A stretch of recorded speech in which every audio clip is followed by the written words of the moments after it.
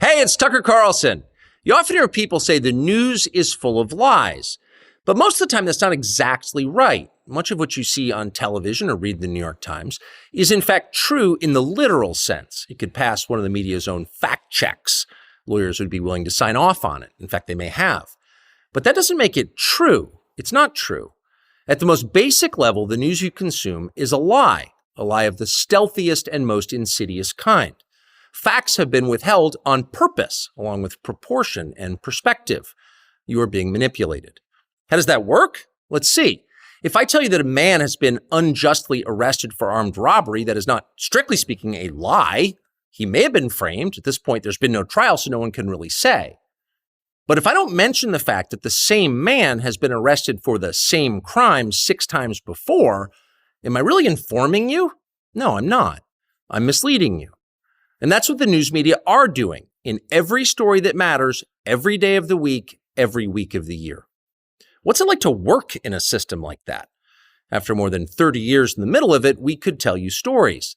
The best you can hope for in the news business at this point is the freedom to tell the fullest truth that you can. But there are always limits.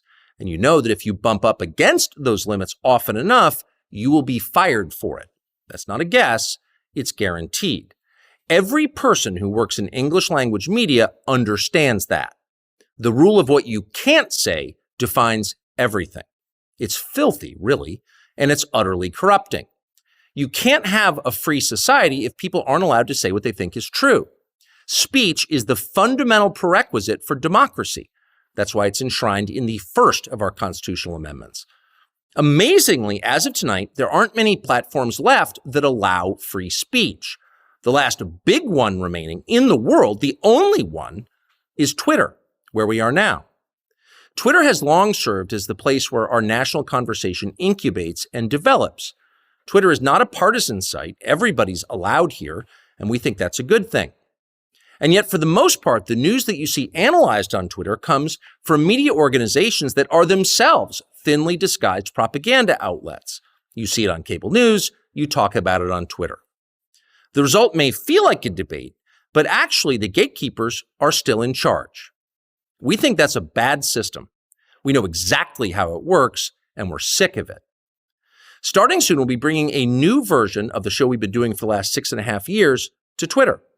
We'll be bringing some other things too, which we'll tell you about. But for now, we're just grateful to be here. Free speech is the main right that you have. Without it, you have no others. See you soon.